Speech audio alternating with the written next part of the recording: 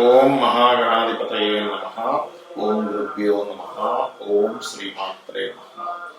పరమేశ్వర స్వరూపమైనటువంటి జ్యోతిష, వాస్తు మరియు ఇతర అనేకమైనటువంటి శాస్త్రంలో మనకు అందించినటువంటి మహర్షులకి నమస్కారం.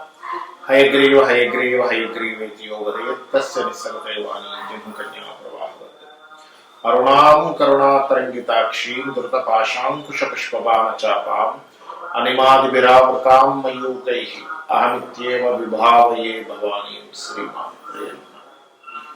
ప్రేక్షకులకి ఆ లలితాంబిక అమ్మవారి యొక్క అనుగ్రహం పరిపూర్ణంగా కలగాలని మనస్ఫూర్తిగా కోరుకుంటూ నేను మీకు ఈరోజు చెప్పబోయేటువంటి అంశం ఏమిటి అంటే, మనకి గనక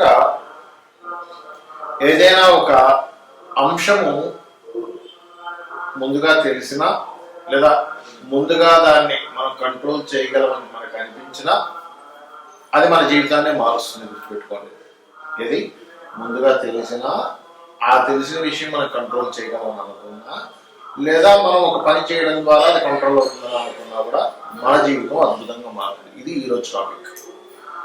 అది ఎలాగా అంటే 3 విషయాలు ఇక్కడ. ఒకటి, మన స్వప్నంలో రావడం వల్ల తెలుసుకోవడము, లేదా మన చుట్టూ ఉన్నటువంటి పరిస్థితులు నిమిత్త శాస్త్రమే అంటారు, నిమిత్తం ద్వారా తెలియడము.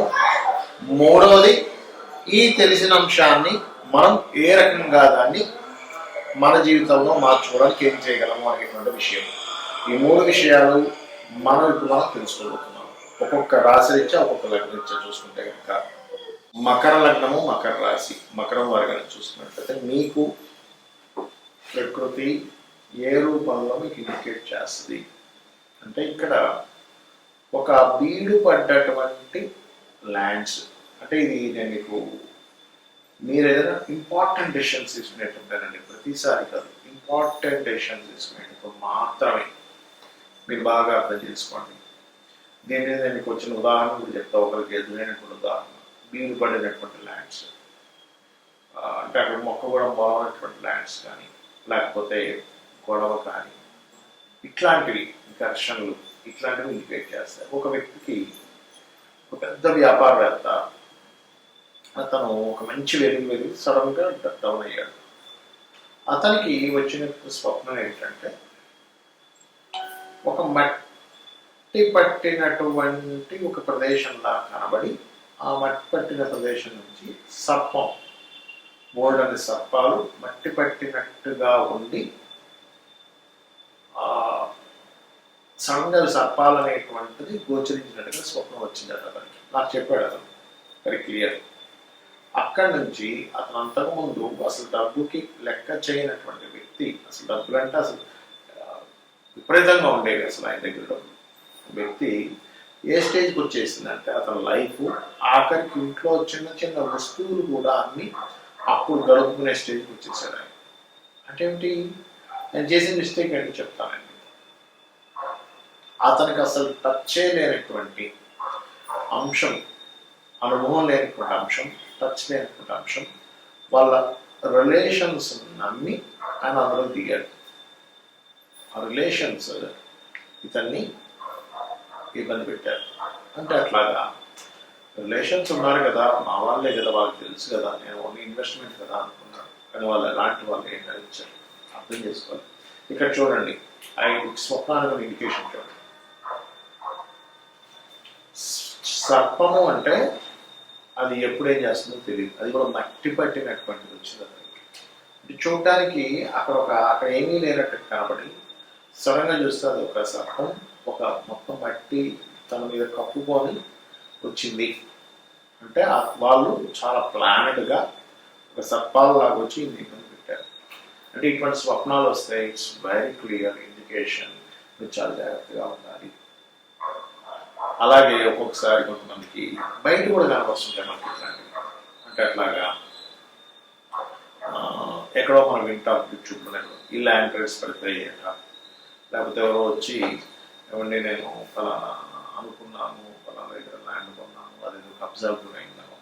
అంటే సంథింగ్ ల్యాండ్కి సంబంధించింది, అగ్నికి సంబంధించింది, మిషనరీకి సంబంధించినటువంటిది ఏదైనా అది పాడైనట్టు అట్లాంటిది ఏదైనా వచ్చిందంటే యూ హ్యావ్ టు అలర్ట్. అంటే ఖచ్చితంగా అలర్ట్గా ఉండాలి ఆ టైంలో. అది కూడా ఏంటి, ఏదైనా ఒక ముఖ్యమైనటువంటి పని చేసేటప్పుడు మాత్రం, నిత్య జీవితంలో రెగ్యులర్గా చేసే పనులు కాదండి, ముఖ్యమైన డెసిషన్ తీసుకునేటప్పుడు మాత్రం గట్టిగా ఉంటూ నిత్యము కనుక మీరు అమ్మవారి ఆరాధన అంటే లలితా సహస్రనామాలు చదవడం కానీ, ముఖ్యంగా మీరు ఓం శ్రీమాత్రే నమః అని అనుకుంటున్నా, శ్రీమాత్రే నమః శ్రీమాత్రే నమః శ్రీమాత్రే నమః అని అమ్మవారిని మేము తలుచుకుంటారు. లలితా అమ్మవారిని మీకు ఎక్కడా కూడా ప్రకృతి ఏం చేస్తుందంటే ఒక ఇండికేషన్ ఇస్తుంది, ఇంపార్టెంట్. అమ్మవారి ఆపుతుంది ఖచ్చితంగా, ఇది చేయండి మీరే లైఫ్లో అద్భుతాలు చూస్తారు. ఎందుకంటే ఒక చిన్న రాంగ్ డెసిషన్ లైఫ్ని వెనక్కి తీసుకెళ్ళిపోతుంది. సో కేర్గా ఉండండి. అయితే ఇప్పుడు నేను చెప్పినటువంటి అంశం ఏదైతుందో దీనికి కొన్ని కండిషన్స్ ఉంటాయి. అదేమిటి అంటే, ఒకటి గుర్తుపెట్టుకోండి, మీకు ఏదైనా ఒక స్వప్నం వచ్చింది అంటే దానికి మీరు ఉదయం దాని గురించి ఆలోచించిన, అంటే స్వప్న శాస్త్రంలో ఉన్న రూల్స్ అండి ఇవన్నీ. ఉదయం పూట దాని గురించి తదేకంగా ఆలోచించిన ఆ స్వప్నం వస్తే దానికి సంబంధం లేదు.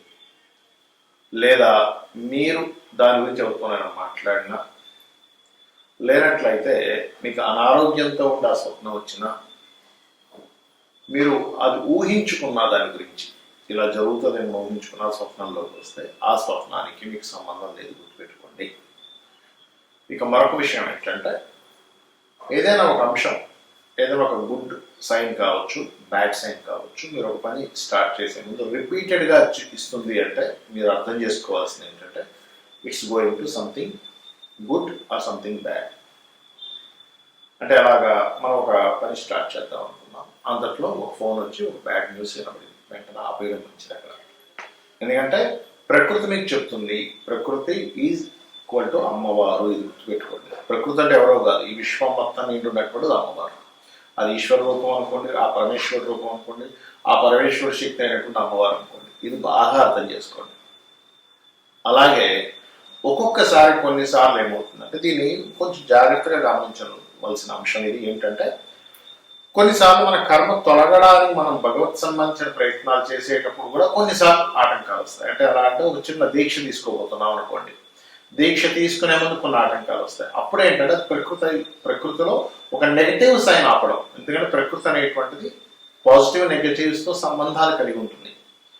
అంటే దేవతా శక్తులతోనే ఉంటుంది, అసుర శక్తులతోనే ఉంటుంది. కర్మ ఉంటుంది. కర్మ ఏం చేస్తుంది అంటే, నువ్వు ఈ దీక్ష తీసుకోవడం వల్ల నువ్వు బాగుపడతావు కాబట్టి నీ యొక్క లైఫ్ అద్భుతంగా వెళ్ళబోతుంది కాబట్టి, అంటే భగవద్ ధ్యానంలో వెళ్ళినప్పుడు నీ యొక్క కర్మ దగ్ధం అవుతుంది. అయ్యేటప్పుడు కూడా కొన్ని ఆటంకాలు వస్తాయి. అలాంటప్పుడు మనం అర్థం చేసుకోవాల్సింది ఏంటంటే, ఓహో దీనివల్ల నేను బాగుపడబోతున్నాను కాబట్టి కర్మ ఆపుతుంది అని అర్థం చేసుకోవాలి. చాలా మంది తెలియక ఏమనుకుంటారంటే, నేను ఈ గుడికి వెళ్దాం అనుకుంటే ఆటంకం వచ్చిందంటే ఆ గుడికి వెళ్ళకూడదేమో, నేను ఈ పూజ చేద్దామంటే ఆటంకం వచ్చింది, నేను ఈ పూజ చేయకూడదేమో అనుకుంటాను. అలా కాదు. దీనికి చిన్న ఎగ్జాంపుల్ చెప్తాను. ఒక పిల్లవాడికి ఒక తల్లి మెడిసిన్ వేస్తుంది, కడుపులో ఏదో పురుగు ఉన్న, ఆ పిల్లవాడు ఏడుస్తాడు. అయ్యో ఏడుస్తున్నాడు కాబట్టి వద్దేమో అనుకుంటే ఎట్లా, ఆ పిల్లవాడు చేదుగా ఉంది కాబట్టి వద్దంటాడు. లేకపోతే పిల్లవాడు స్కూల్కి వెళ్ళడానికి ఇష్టపడట్లేదు కానీ ఆపం కదా అంటే, వీటి ఒక మంచి పనికి మాత్రం వీటిని తీసుకోకూడదు. అంటే అలాగా ఒక ధర్మమైనటువంటి పని చేస్తున్నాము, ఒక లోక కళ్యాణం కోసం ఒక పని చేస్తున్నాము, ఒకరికి దానం ఇస్తున్నాము. ఉదాహరణకి పాపం ఒకరికి చదువు లేదు, లేకపోతే పలానా ఇబ్బందులు ఉన్నా వాళ్ళకి ఏదో డబ్బులు ఇవ్వబోతున్నాం, ఇది మీ సహృదయంతో రిటర్న్ ఎక్స్పెక్ట్ చేసి కాదండి, ఒక దానంలాగా లేకపోతే ఒక సహృదయంతో ఒక హెల్ప్ చేయబోతున్నారు, దానికి ఇటువంటివి వర్తించవు. ఏమంటే ఒక హెల్ప్ చేయడానికి వెళ్ళబోతున్నా అంటే నాకు మధ్యలో ఆటకం వచ్చింది, హెల్ప్ చేయొచ్చా చేయకూడదు అనేటువంటిది కాదు. ఇది బాగా అర్థం చేసుకోండి. ఈ సైన్స్ అంటే ఈ యొక్క ప్రకృతి యొక్క సంబంధం స్వప్న రూపమా, మన చుట్టూ ఉండేటువంటి ప్రకృతి రూపంలో ఇచ్చే సిగ్నల్ ఏవైతే ఉన్నాయో ఇవి మీకు వస్తున్నాయి అంటే మీరు ఒక మంచి దీంట్లో వెళ్ళబోతున్నారు.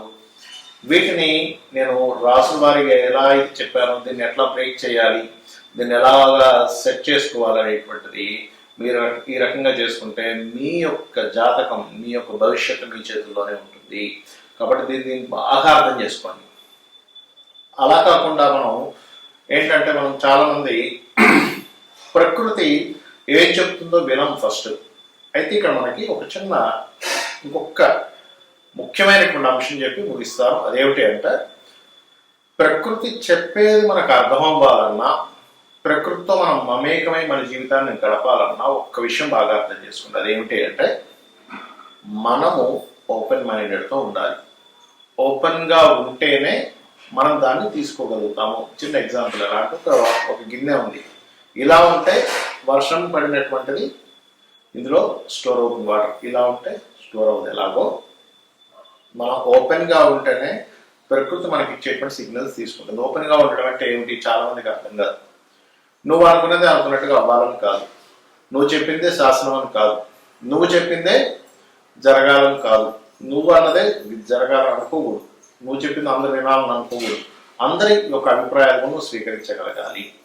అప్పుడు నీ యొక్క అభిప్రాయం చెప్పాలి. అవతల వాడు చెప్పిందా మనం చిరాకు పడిపోవడం, కోపపడిపోవడం, హట్ అని చెప్పి కొట్టిపోయడం చేయకూడదు. ఎందుకంటే మనకున్నటువంటి లిమిట్స్ ఏమిటనేది మనకు తెలియదు. వినండి, ఓపికగా వినండి, అవునా అని అనుకోండి, దాని తర్వాత చర్చించండి, సెట్ చేసుకోండి.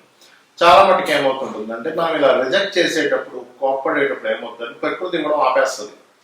ప్రకృతి ఏం చేస్తుందంటే మన చుట్టూ ఉన్న మనుషుల రూపంలోనో జంతువుల రూపంలోనో కొన్ని ఇండికేషన్స్ ద్వారా మనకి చెప్తూ ఉంటుంది. మనం ఎప్పుడైతే ఇది పనికిరాదు, నువ్వు చెప్పకు, నువ్వు నాకు చెప్పేంతటి వాడివా, నేనే నీకంటే గొప్పవాడిని, నేనే నీకంటే బాగా తెలివైన వాడిని, నువ్వెంత నా ముందు అనేటువంటి ఒక అహంకార ధోరణితో మనం కనుక వెళ్తున్నామంటే మన యొక్క లైఫ్ జర్నీలో అది ఏమవుతుంది అంటే అది అక్కడికి ఆపేస్తుంది. ఓకే, ఇతనిలో కామక్రోధాలు బాగా పెరిగిపోయాయి అనమాట, నేను చెప్పాల్సిన అవసరం లేదు అనేటువంటిది. అంటే దాని అర్థం ఏమిటి, ప్రకృతిలో ఉన్నటువంటి అసుర శక్తులు మనల్ని ఆవహిస్తున్నాయి. ప్రకృతిలో ఉన్న దైవీ శక్తులు మనం ఆవహించాలన్నా, ప్రకృతిలో ఉన్నటువంటి దైవీ శక్తులు మనతో తోడుండాలన్నా మనం త్రిగుణమును గెలవాలి.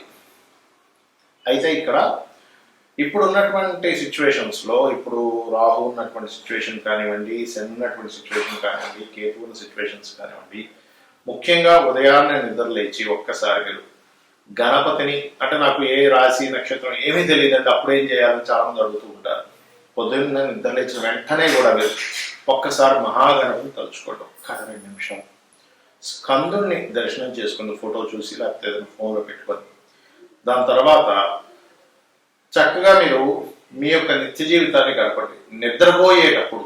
ఎందుకంటే ఉదయం నిద్ర లేచిన వెంటనే మీరు ఎప్పుడైతే అది చేశారో ఆటోమేటిక్గా ఆ రోజంతా కూడా జపం చేసిన ఫలితం వస్తుందని శాస్త్రం చెప్తుంది. నిద్రపోయే ముందు నమశివాయ పంచాక్షరి మంత్రాన్ని చేస్తూ అలా నిద్రలోకి వెళ్ళండి. రాత్రి నుంచి ఉదయం వరకు మీరు చేసినటువంటి జప ఫలితంలాగా వస్తుందట. అంటే రాత్రి నిద్రపోయినప్పటి నుంచి నిద్ర లేచిన వరకు చేసిన జపం వస్తుంది. ఇంతకంటే గొప్పది మరొకటి లేదు. ఎందుకంటే మీరు 24 hours మీరు దైవ నామస్మరణలోనే ఉన్నారని చెప్పి దీని యొక్క అర్థం. అంటే అప్పుడు ఏమవుతుంది, దైవం మనతో ఉంటుంది.